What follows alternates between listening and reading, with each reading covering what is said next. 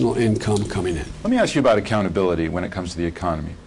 The President's job approval rating stands at 42%. The view of his, and by extension your handling of the economy, is pretty low. Now, either the big efforts that you made as an administration turned the economy around, or they didn't, and they appear to not have done that. Either you're accountable or there's only so much government can do. Look, it's two things. If you look at all the polls that you've cited before as well, a clear majority of the American people blame their financial straits on the last administration. They understand what got us in this trouble.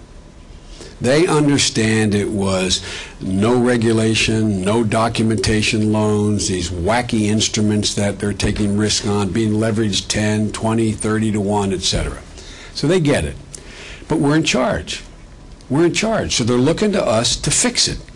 And they are frustrated, and I don't blame them. If you ever were raised in a household where someone in the house, when a recession hit, lost their job, you understand the frustration and anger they feel.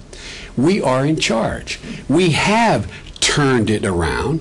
We have, but for the local, in the last 15 months, we've created 1.7 million jobs, not nearly enough.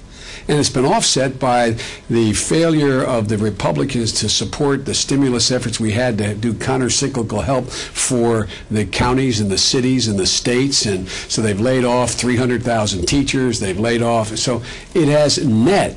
It's not, we've taken a hit. But I think what they understand is, they understand that we've kept it from getting extremely worse. We've made it better, but not good enough. And I think what the 42% represents is how they feel.